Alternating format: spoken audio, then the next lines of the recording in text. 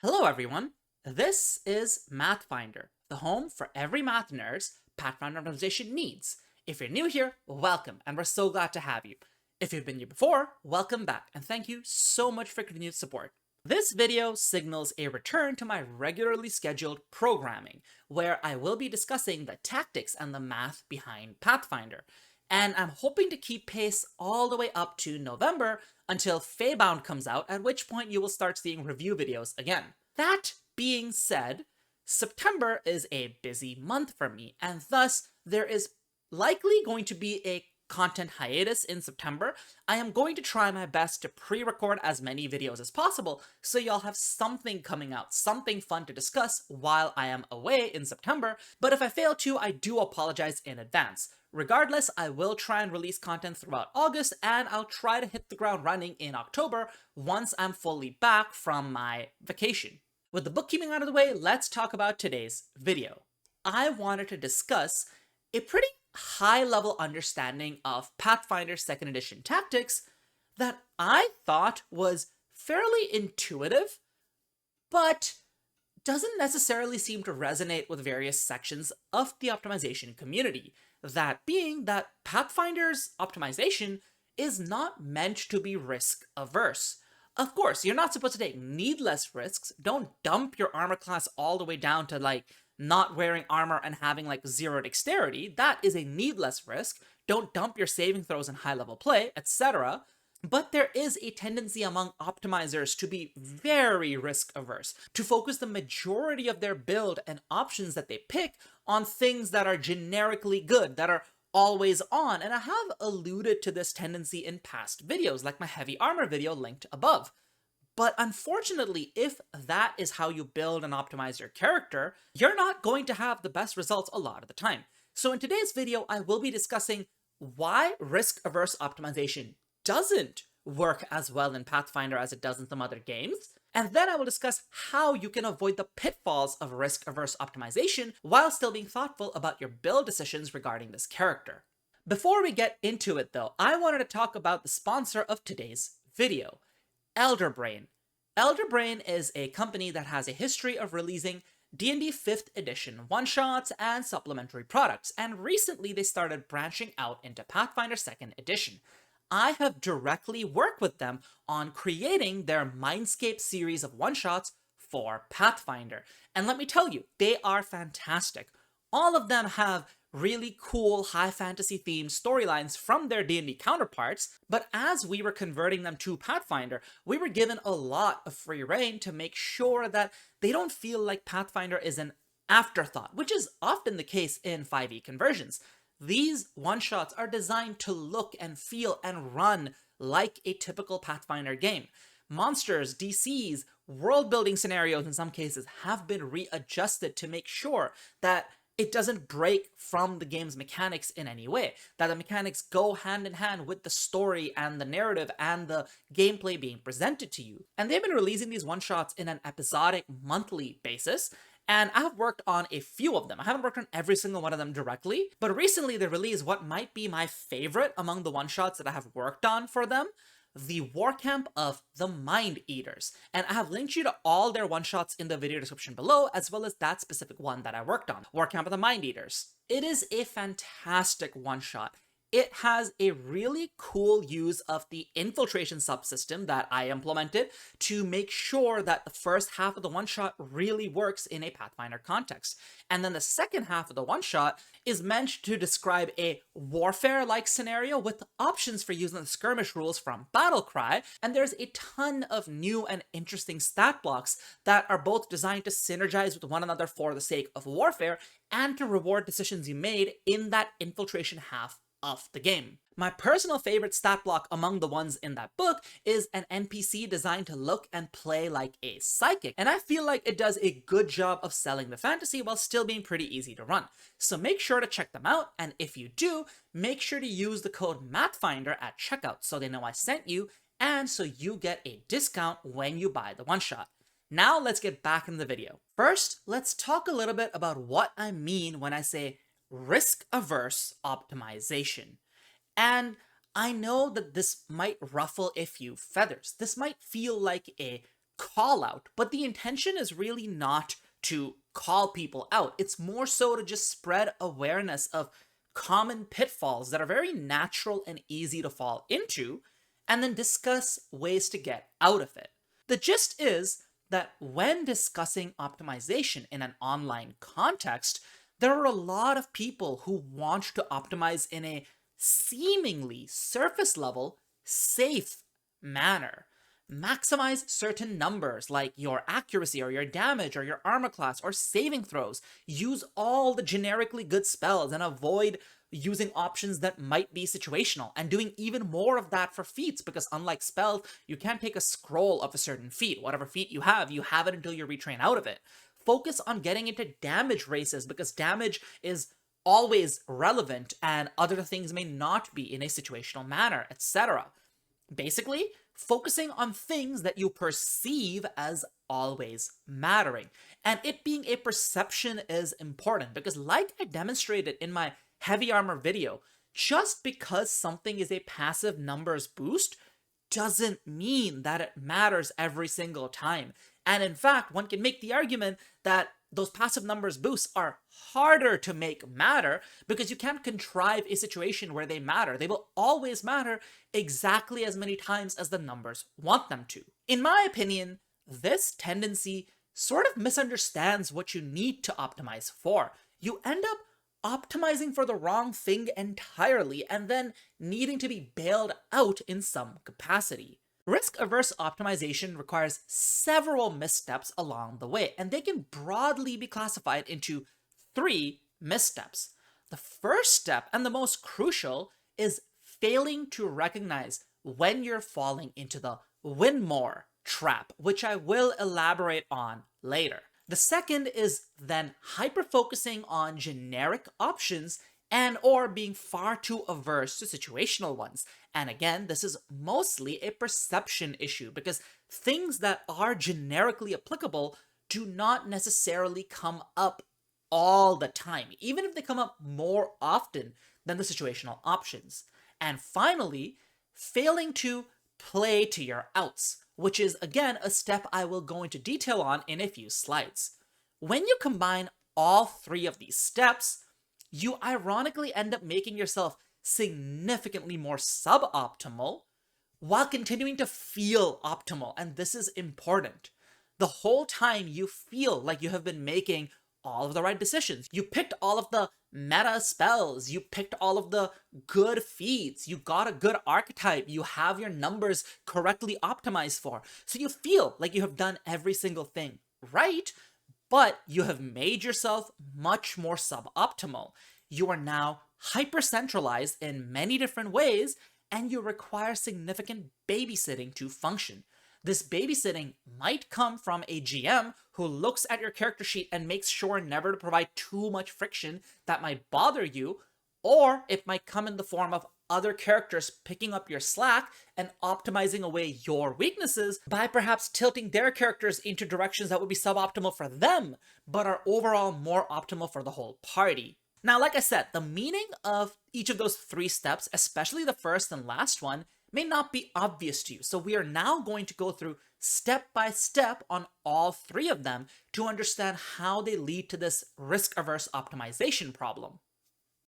So the first misstep, the first trap we want to talk about is Winmore. And Winmore, as well as step 3, playing to your outs, both of these are pieces of terminology I borrowed from playing Magic the Gathering. Winmore basically means investing heavily into circumstances that you were already going to win. One of the most common forms of a Winmore in Pathfinder 2nd edition is hyper-focusing on damage. And this is most obvious in situations where the damage doesn't even make you land a kill faster.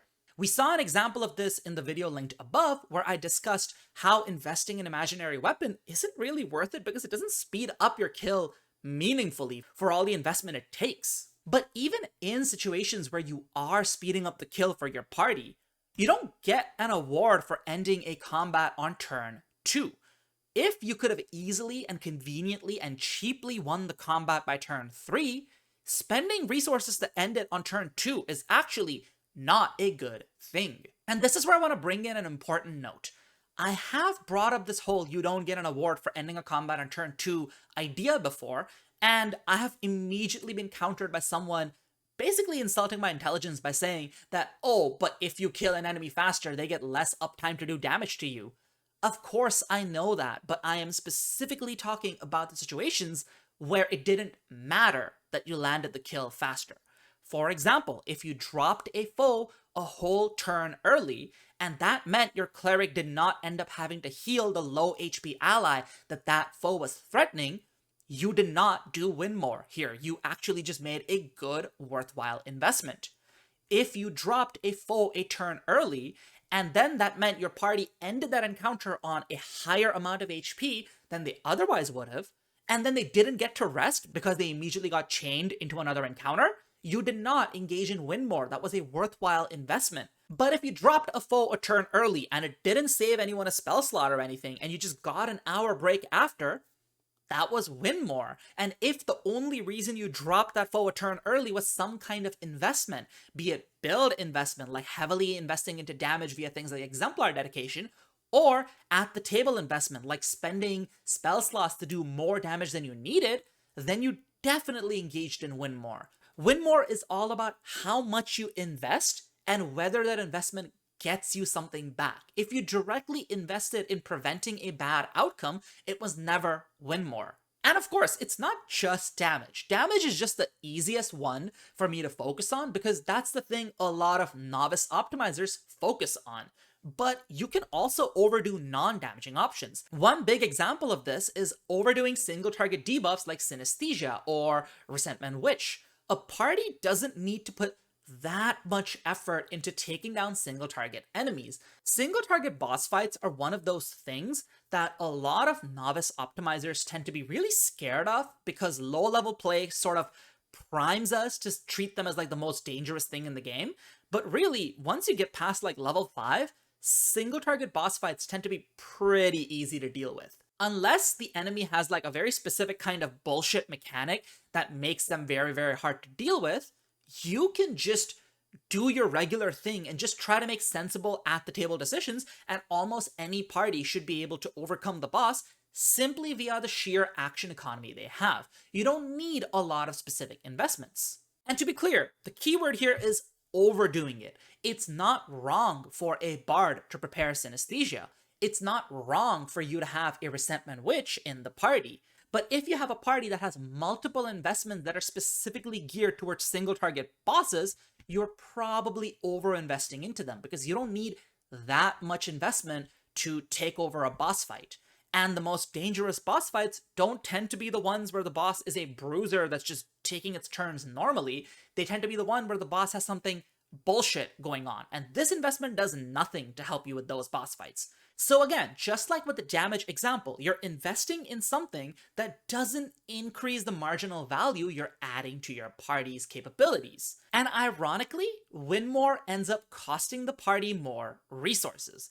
This can be either directly, like investing spell slots into the damage you're dealing, or indirectly, because somebody else invested spell slots to offset your lack of marginal value. Because you ran into melee and started whacking away with your -1 AC as a giant barbarian, your excessive amount of damage had to be offset somewhere else in the party by somebody healing you. And Winmore is fundamentally the reason why risk-averse play feels optimal even when it's not. Because you have invested a massive chunk of your build into doing something that looks superficially like it is speeding up your party's kills, like it is reducing your party's resource dependence. Yet, ironically, you're increasing the party's resource dependence because your investment is past the point of diminishing returns.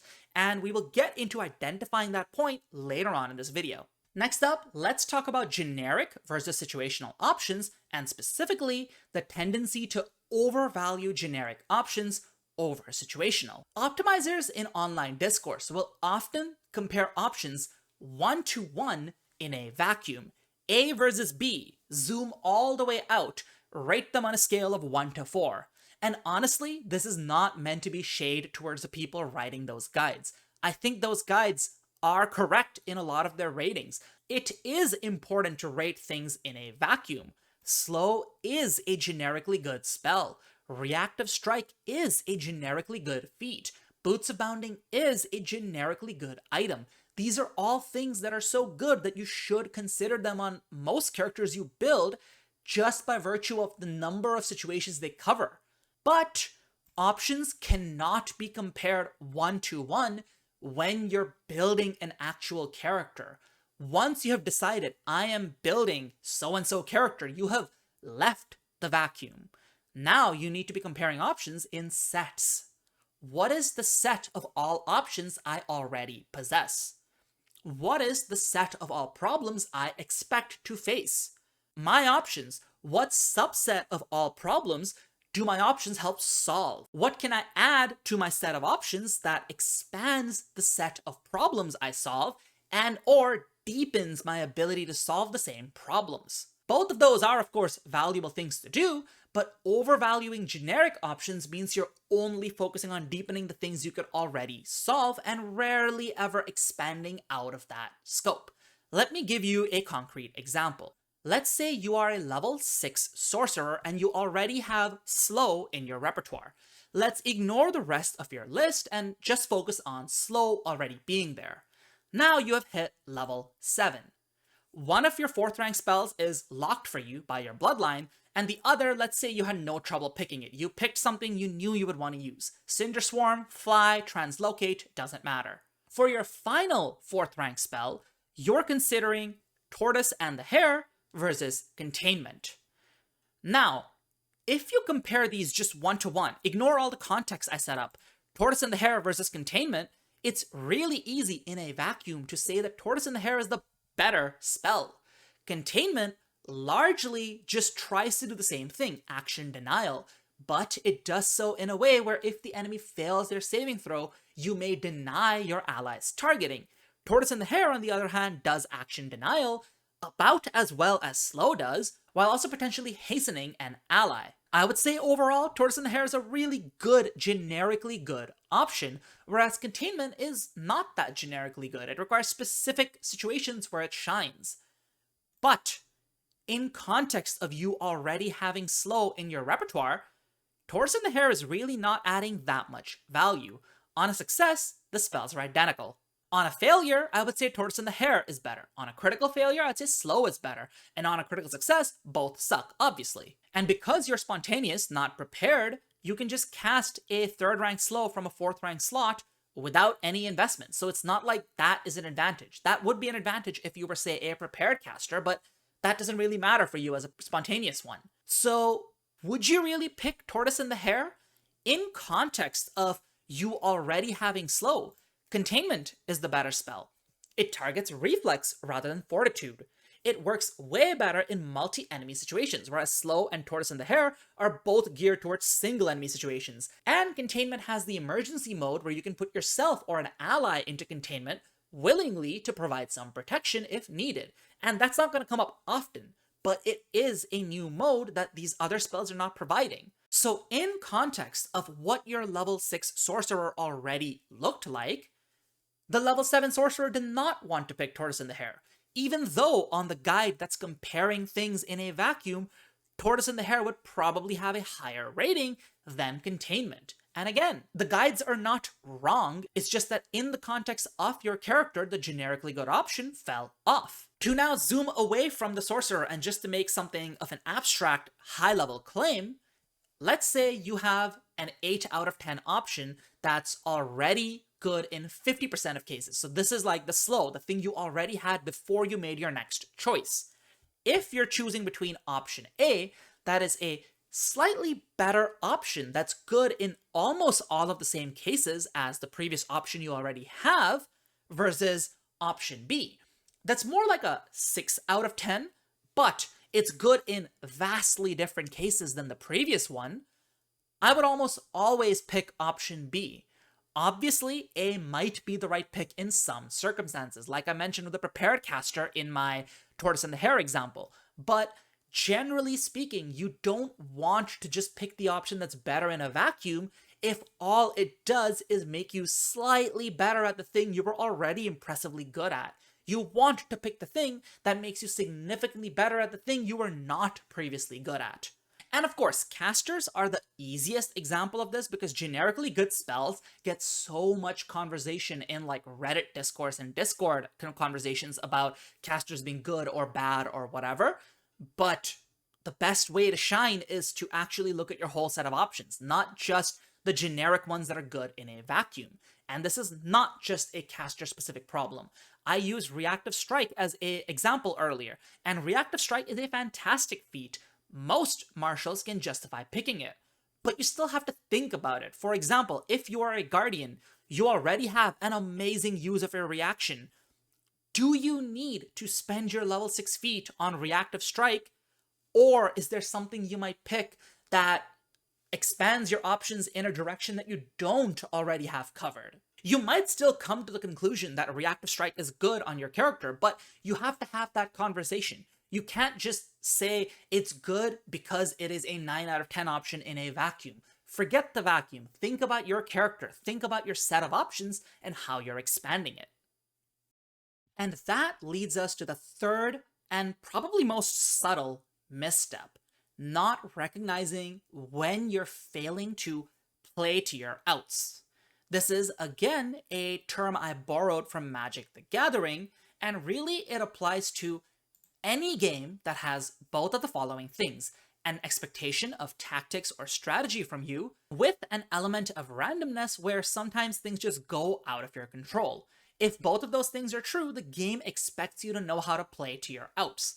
And that's why Magic the Gathering as a TCG is such a good example of it, because no matter how well you build your deck, things are going to shape up the way they shape up when you draw your hand, when your opponent draws their hand, and certain random interactions happen. The skill that we're talking about here, playing to your outs, is this: making a choice that is less good on average, that is not your ideal choice, that doesn't maximize the chance of winning a single interaction, because it is maximizing the chances that you will succeed on the encounter, the scene, the campaign as a whole. Effectively, it looks and feels like a gamble.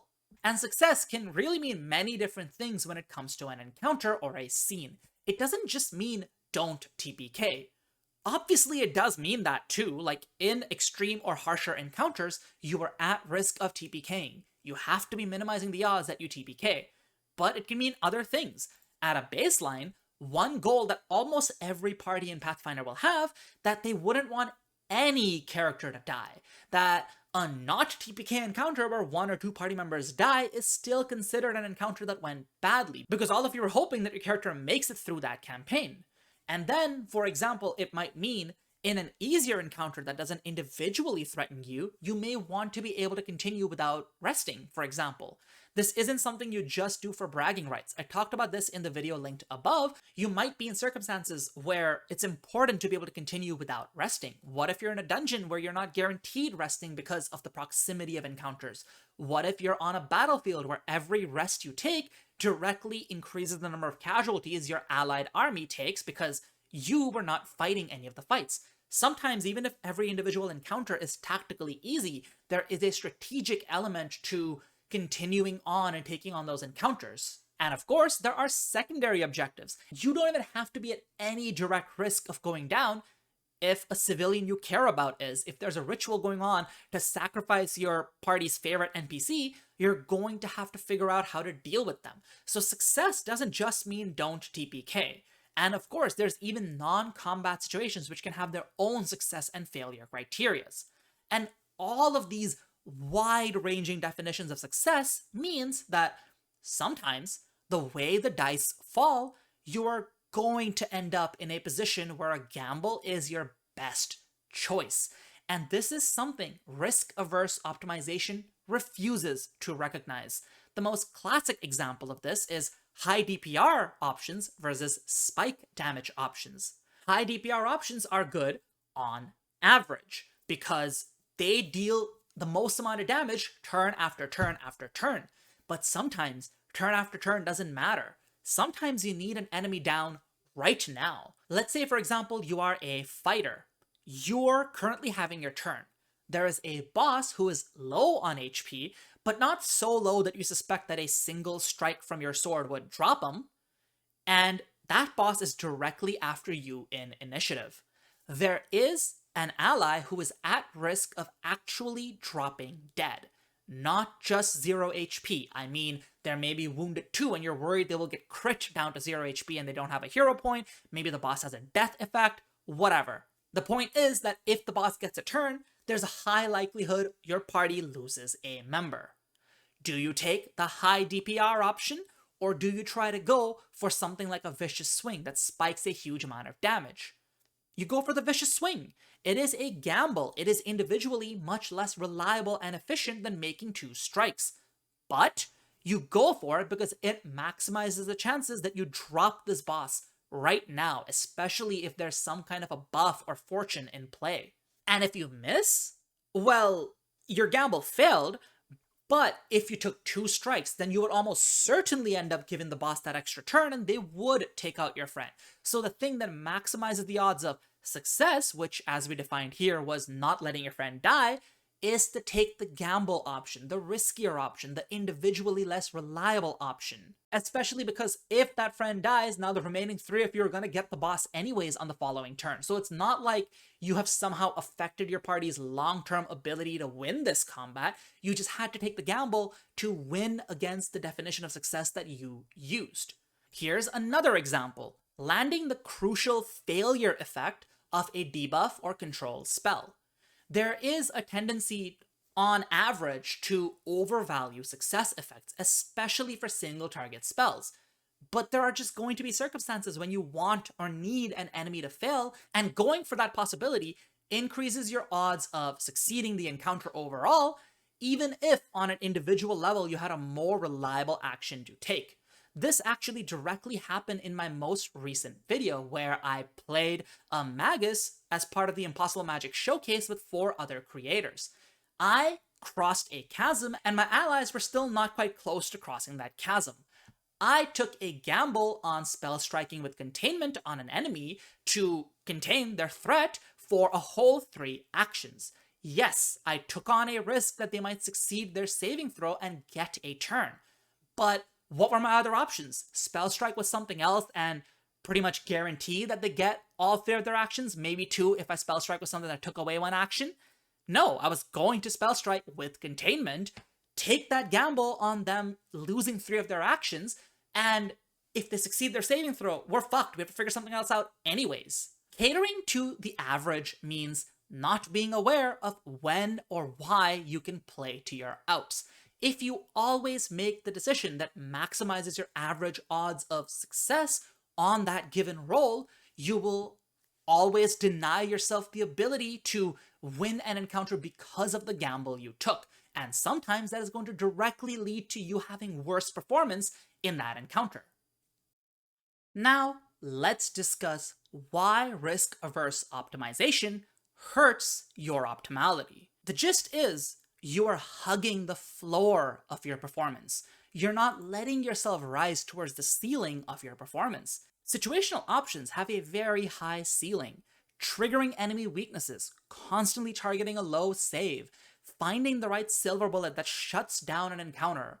All of these are things you denied yourself because you only picked the generic options that are very rarely ever going to just shut down encounters on their own, and even when they do, it's mostly a matter of randomness rather than agency. You denied yourself the ceiling of situational options. Playing to your outs lets you find a non-obvious ceiling where you had to gamble to increase the odds of success, and you didn't let yourself reach that ceiling.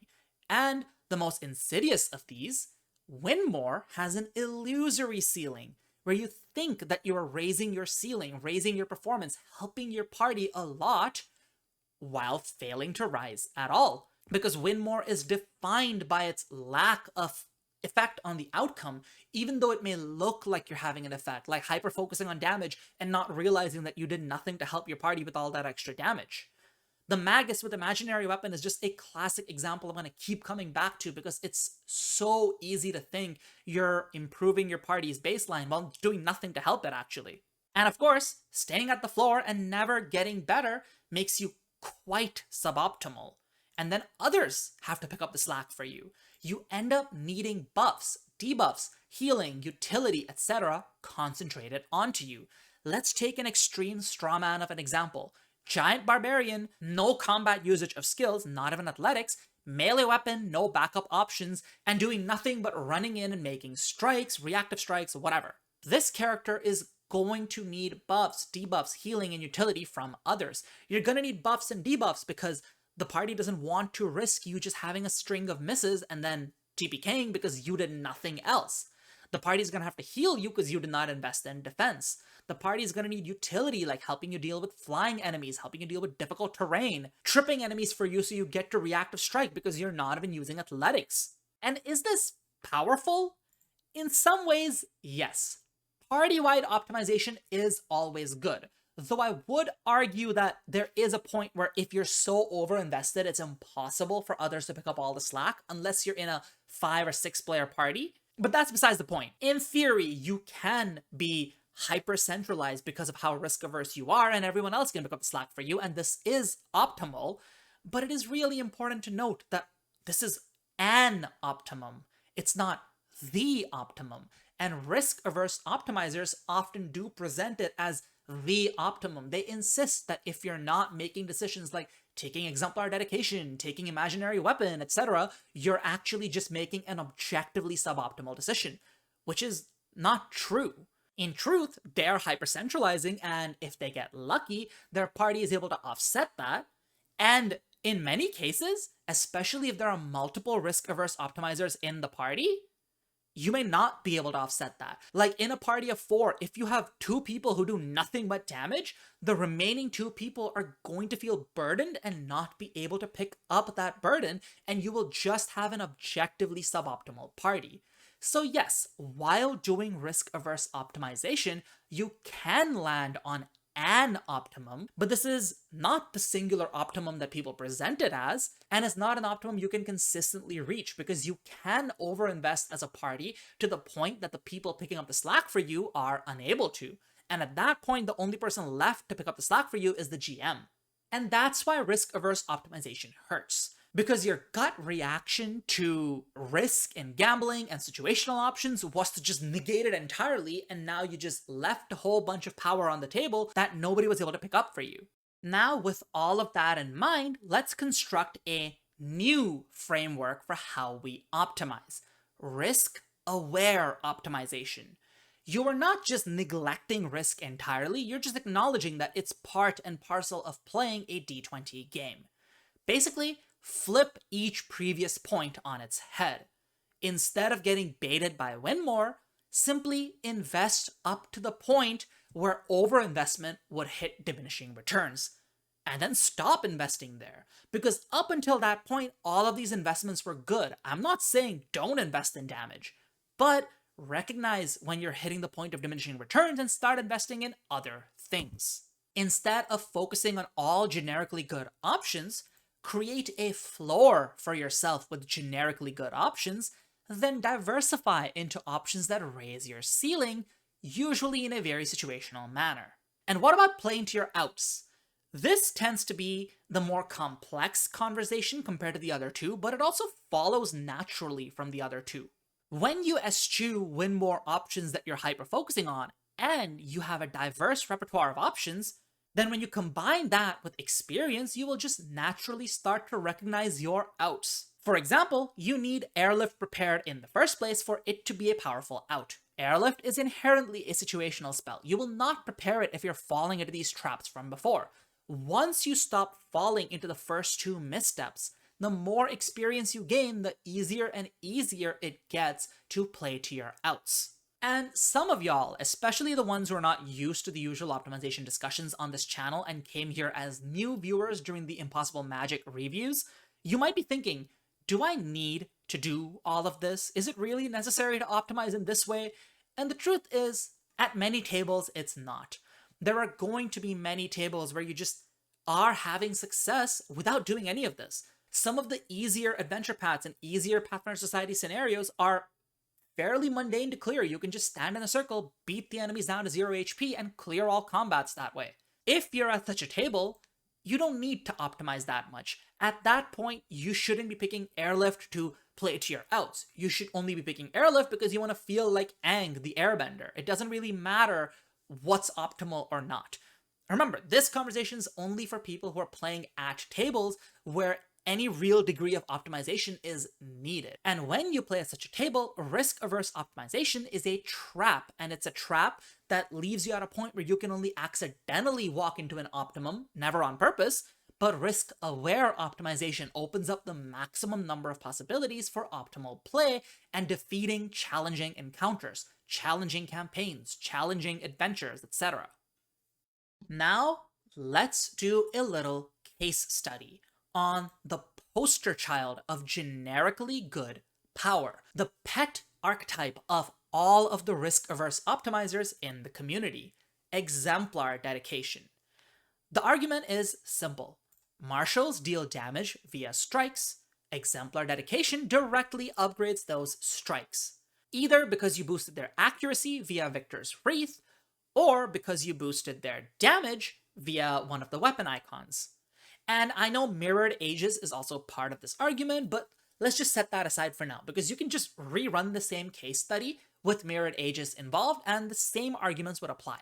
But right now, let's focus on damage, because I like to clown on people who really love to focus on damage. Is Exemplar dedication really just outright, objectively, unequivocally better than these following dedications?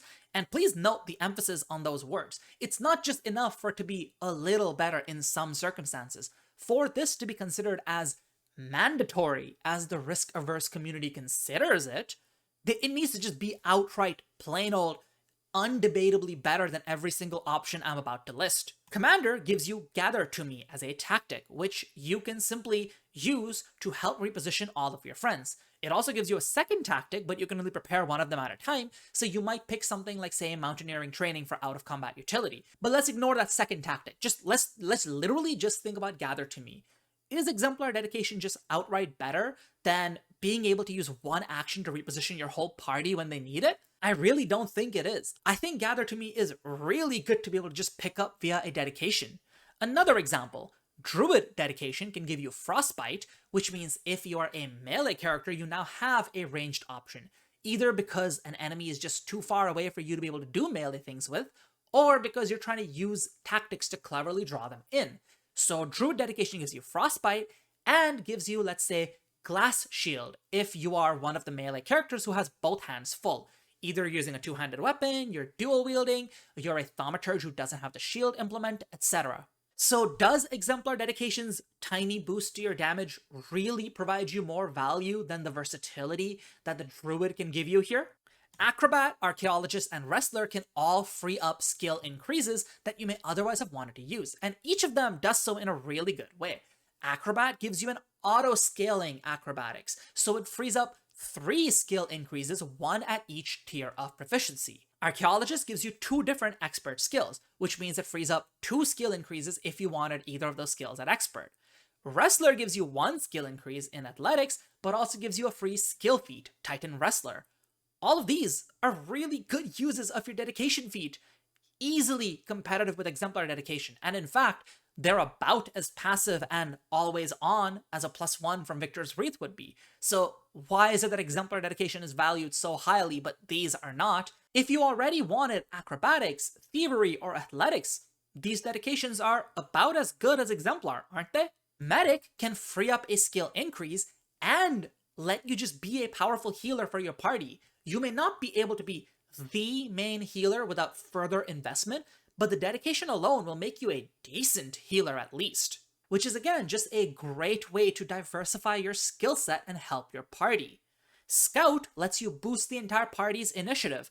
In a way, you can view it as buying 4 general feats for the price of 1 class feat, because once you take this, nobody needs to pick Incredible Initiative ever again. In every single one of the cases I listed above, something that explores a new niche for you is just as good, if not better, than Exemplar dedication, which boosted the same old.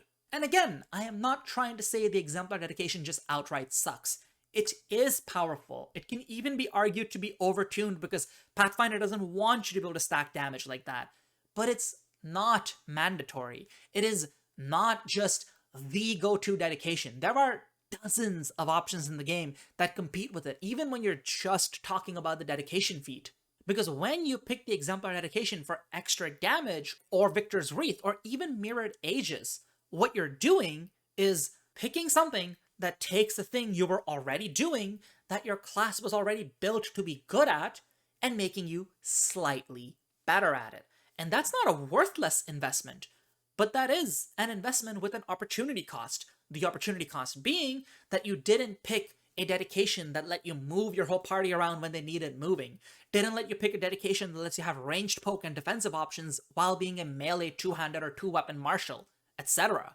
That is a legitimate downside of Exemplar dedication, but it's a downside that's not perceived by the Risk-Averse, because they don't notice that you might be falling into Winmore if you invest too much in your damage. They don't perceive that getting this generically good option left you out of picking a situationally good option that either let you approach a ceiling in some circumstances or let you not have your floor drop in other circumstances.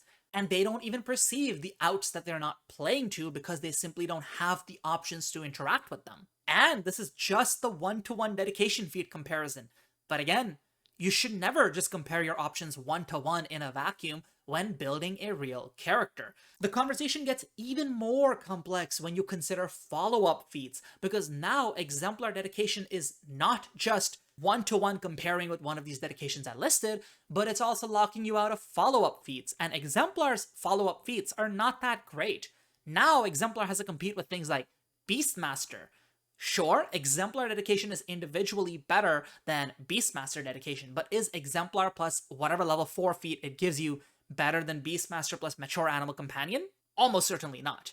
Almost certainly not. Mature Animal Companion is arguably a brokenly good feat. Likewise, if you came away from my example of Commander dedication and Gather to Me not being good enough to compete with Exemplar dedication, well, it's not just Gather to Me, you can also pick up Plant Banner later. You can also pick up other tactics later on. Likewise, if you don't think Medic on its own gives you enough to compete with Exemplar dedication, Medic and Doctor's Visitation blows anything the Exemplar dedication will give you out of the water. No questions about it. And I have seen the Risk-Averse optimization community go to some ludicrous extremes when defending Exemplar dedication, where when you bring up the point of follow-up feats, the conversation then moves to people saying, well, yeah, but then you should just take multi-talented at level 9.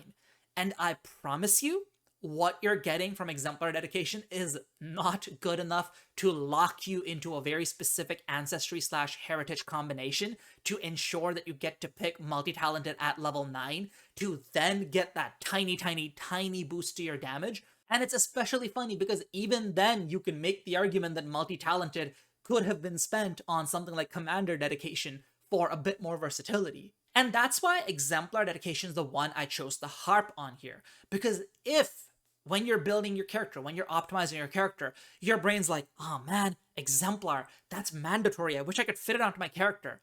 That is a surefire sign that you're running into literally every single misstep that leads to risk-averse optimization. Because if you weren't, you would perceive Exemplar for what it is, a good dedication in a sea of other good dedications. A dedication that makes you good at your plan A in a sea of dedications that give you many different plan Bs. And thus, ultimately, just another good choice, not a mandatory one. Now let's talk about the 3 steps of risk-aware optimization, one by one. Let's start by recognizing Winmore. This needs to be the first step because it sets us up for everything else that comes after. And recognizing Winmore is easier said than done. Like I mentioned when I first talked about Winmore, it is obvious in some cases. You don't want to optimize around winning low-threat encounters as quickly as possible because most of the time that's not going to matter. You don't need to optimize around throwing synesthesia on minions. It doesn't matter. But there are many cases where it gets subtle. Even things that are mostly Winmore are sometimes not. For example, Exemplar dedication that I just spent so much time bullying on that last slide. If you want to build a throwing weapons character, Shadow Sheath is not Winmore. It is a powerful, arguably crucial build enabler to make sure you get your character fantasy right. Identifying the point where you have hit diminishing returns on an investment requires a lot of experience. It requires experience with the game as a whole, but it also requires experience with your party. It requires experience with your GM and or the very specific adventures that you tend to play. At times, there are going to be cases where you just get deep into a campaign before even realizing that you were investing in Winmore. And I will note here that characters who change significantly on daily preparations, like commanders, alchemists, and prepared spellcasters, are really good at avoiding Winmore. Because when you realize you have overinvested, it's a matter of days to swap out of it and not weeks or level ups to swap out of it. So if you have trouble identifying Winmore, start building characters that can change on a more day-by-day basis. It will make you better at dealing with Winmore, and it will give you a little cushion in case you mess up. On a broader level, however, there is a very intuitive way to start recognizing Winmore.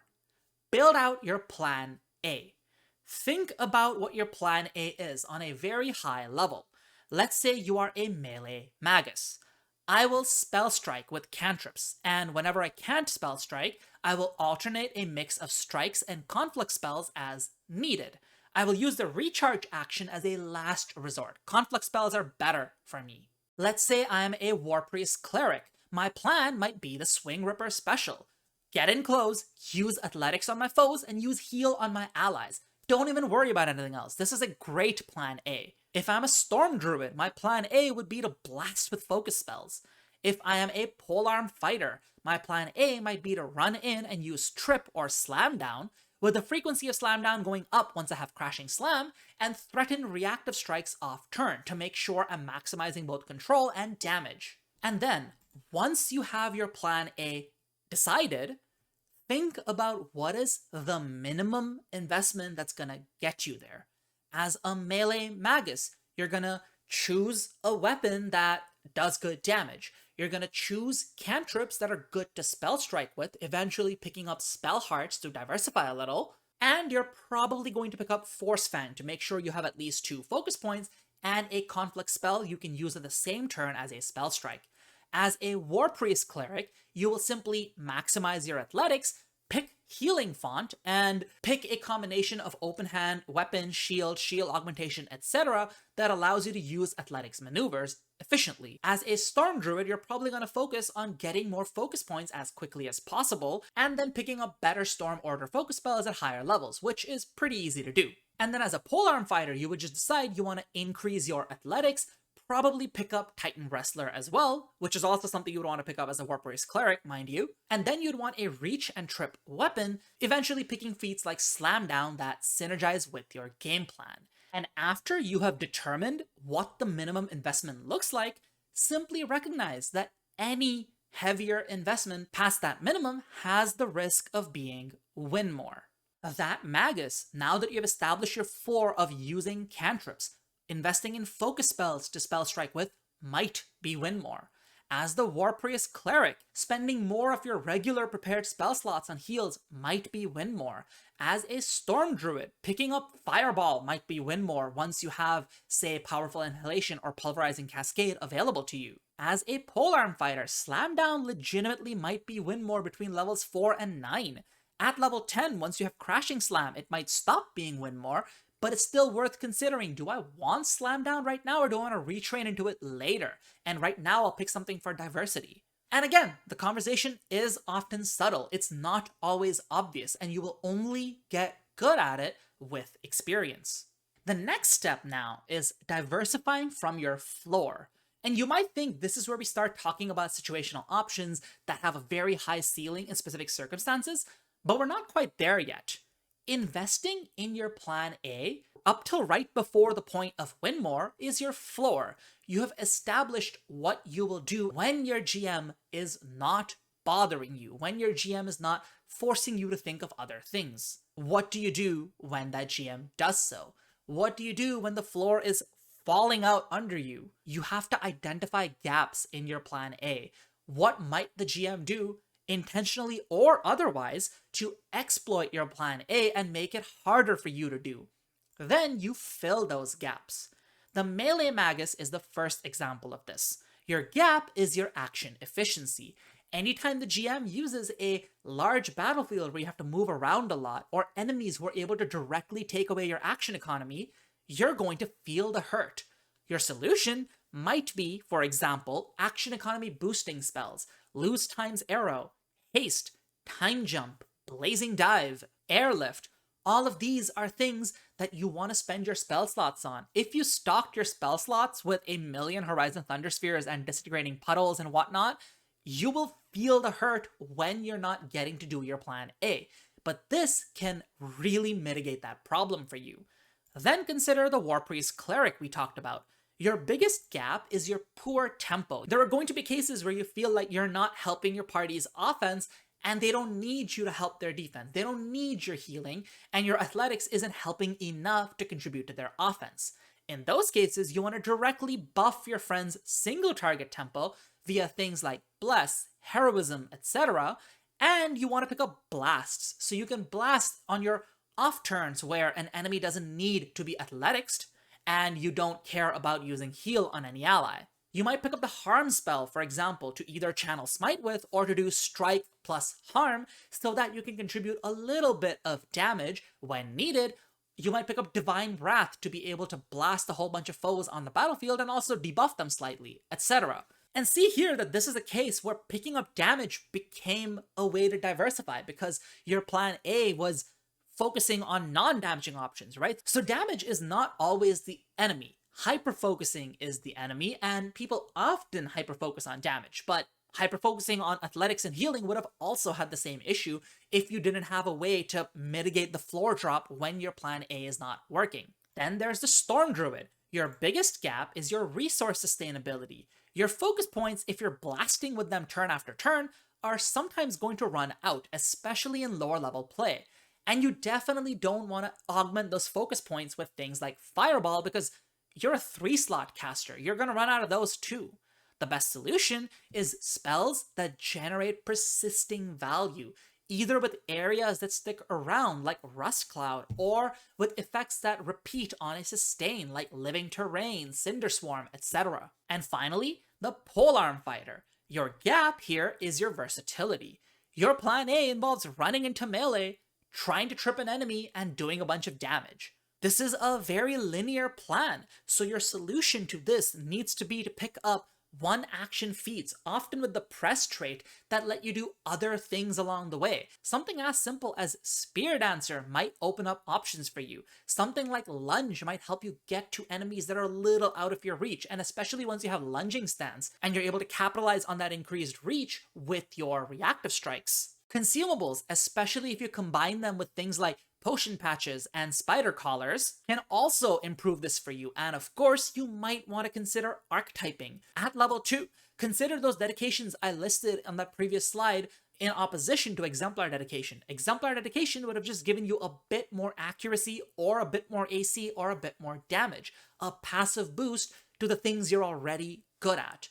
But a dedication like Commander would have given you Gather to Meet. A dedication like Druid would give you ranged options and a more active defense option to use your actions on. And I did mention all of these options in my Stop Building Boring Marshals video, where there are just a million different ways to diversify your marshals, and you should be using them when you're trying to figure out what to do when plan A is not good enough. And some of y'all who have been watching this channel long enough might have noticed that some of these gaps sound like the 5 fundamentals of power that I listed in my video, almost 2 years ago now. And that is not a coincidence. Those fundamental axes of power are a good representation of what the game is balanced around, and thus, just thinking along those lines will naturally lead you to your gap. When you get good in one direction, you just naturally get worse in another. Try to figure out what to do about that. That's how you learn to diversify from your floor. That's how you learn to deal with situations where plan A isn't good enough. Now, the next and final step is about actually getting to your ceiling. This is both about picking those situational options that outperform the floor, as well as learning to play to your outs. So far, we have talked about building a plan A and addressing gaps in that plan A. And these are both very important parts of optimizing, but you should not make the mistake of stopping here and continuing to invest in the same plan A. And this is an easy mistake to make. Even experienced optimizers might make it because sort of your instinct is like raising the floor. If you can make sure the floor always works, then why ever invest in anything else? But this doesn't work for two different reasons. The first of those reasons is that it's impossible to cover every single gap unless your GM wants to. This is the simple and brutal truth. And I know some folks don't agree with this, but this is true. Pathfinder 2nd Edition is a game where even a level 20 character, even a level 20 party, can't cover every single thing in the game unless you have been given infinite gold, or if you just have an abnormal amount of party members. Like a party of 7 can surely cover every single thing you need to, right? But generally speaking, if the GM wants to exploit a gap, you have some gaps. And if a GM is not catering to you, coincidentally, those gaps will get exploited. But even if you miraculously do cover all gaps, or coincidentally never have them exploited, sometimes there's just going to be a plan B that is outright better than your plan A. Here are a few random examples that I've seen come up in real play. The first one is from my last video where I played a Magus in a one-shot. There was an enemy in the first combat where I could get to them with Blazing Dive. This is why I had put Blazing Dive in my spell preparations, because it helps me address a gap in my plan A when an enemy is 2 or more strides away. But using airlift to get my whole party there was simply better. It wasn't like using Blazing Dive was bad or anything. It would have been fine for me to do it. I would have still got my very high floor. It was just plain old better to do something else that was well above the floor, closer to the ceiling of my performance.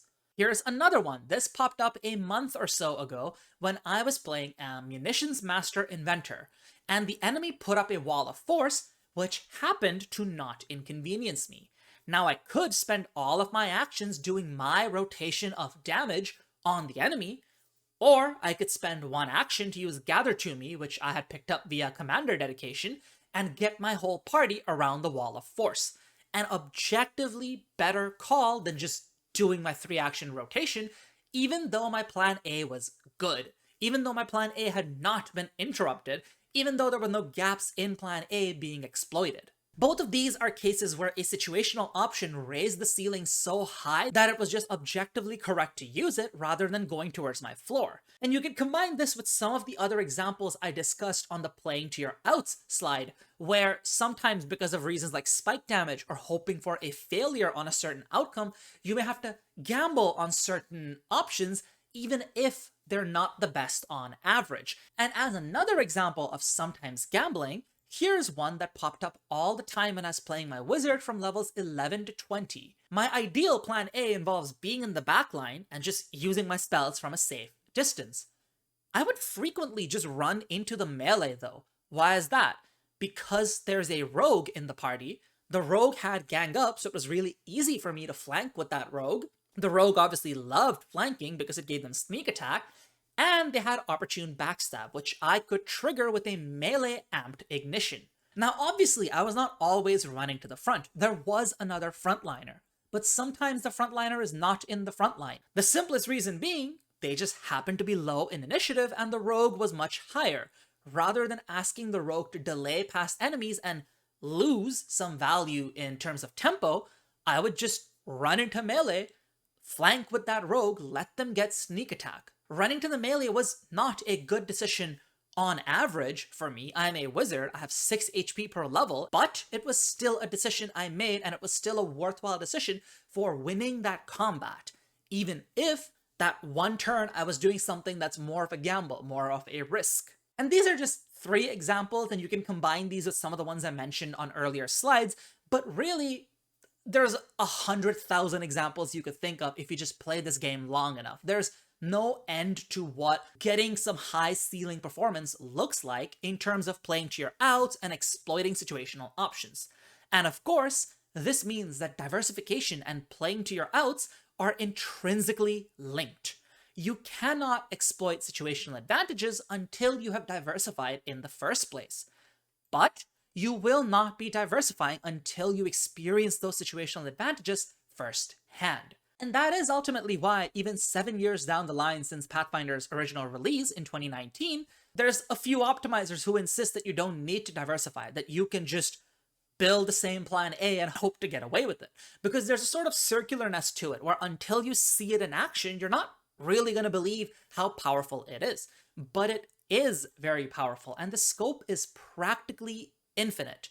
And of course, it is highly party and campaign and GM dependent, which means you're never going to find a guide that answers everything. I can make a guide for what silver bullets pertain to what situations, but it is your responsibility to look at what situations come up in your games and figure out which of those silver bullets are relevant to you and which are irrelevant. And that's ultimately what moving to your ceiling looks like. Diversify enough to have given yourself the opportunity to approach that ceiling, then try and recognize those opportunities as they come, and then revisit the diversification if needed. It becomes a circle. You have to make sure that as you build your characters, each time you're taking lessons from any past characters you've built, applying it to them. And then in play, what did you do during your character build? Apply it to the play, and keep going until you get better and better at playing to your outs.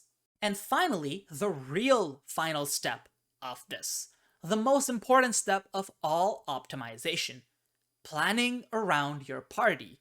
Because as I always say, optimization that isn't party aware simply is not optimization. Don't just consider your own plan A. Consider each other party member's plan A and how you are all different facets of the same overall plan. Within the party's overall plan A, are you a resource provider or are you a resource drain? Do you directly generate tempo for your party? Do you enable allies to generate tempo? Or do you worsen enemies' tempo for your party to then have the time to do what they want? Is there a difference between who in the party generates tempo against single targets versus who does it against crowds? Is the party collectively generating enough buff and debuff value? How is action denial or buffing happening? Like, is somebody reducing the enemy's actions or increasing your party's actions in any meaningful way? Party Winmore can exist even if your plan A is not Winmore in a vacuum. Buffs and debuffs are the easiest to identify the Winmore in when you look on a party-wide basis because of typed bonuses and penalties not stacking with one another. If you are a cleric, and there's already a bard in your party who likes using Courageous Anthem, you should not be using Bless because it doesn't stack with that, so you're kind of just wasting value. At that point, you should start considering Benediction or Malediction. And then maybe at a higher level, the bard picks up Rallying Anthem. And now you can consider you use Bless when they use Rallying Anthem, you use Benediction when they use Courageous Anthem, etc. And likewise for damage, when the party deals enough damage to consistently win almost every fight thrown at them, increasing your personal damage doesn't really do much unless you're sure that it's consistently gonna kill enemies a whole turn faster. If your party is really good at dealing with single target enemies, like say if there's already a Resentment Witch in the party, you should diversify and think about crowds, etc. Always think of what the rest of your party is doing when you build your own plans as well. And the same is true for exploiting situational options. Make sure that between you and your party, you build in enough variety that in most cases, at least one person comes across something they could exploit. But conversely, don't forget redundancies. You cannot just have one person dealing with the problem, because what if that person is unable to? Like, what if you need to deny the enemy a reaction, but the prepared spellcaster who usually has Laughing Fit or Roaring Applause ran out of those castings of that spell? You have to think about that and have a backup plan, even if the backup plan is just investing a bit of your own gold to buy them a scroll. What if the person who usually deals with the situation is unconscious? You have to have a backup plan. So build in versatility between you and your party without dropping redundancy. Redundancy is important. And of course, beware of catering too much to situational options. Just in case cannot justify overinvestment either. If you don't have good reason to suspect that you may need to breathe underwater, don't spend a high rank slot on water breathing. Don't buy an expensive scroll of water breathing. But when you're level 15 and a wand of water breathing is dirt cheap, might as well buy it at that point. So always measure the value of situational options against how much you're investing to get them. If the situation you expect to face is something you have a good suspicion you will face, it's worth a high investment. If it's something you're just getting just in case, then you should probably be wary of over-investing in it. And that is sort of the bow at the end of all of this. You perform all of the steps I talked about before. Invest in a plan A without over-investing. Make sure to diversify rather than just picking generic options while still treating generic options as your floor. And learn how to use all of these options to play to your outs. And then apply all of those steps almost recursively to your place within the rest of your party. And that is what truly optimal gameplay in Pathfinder looks like.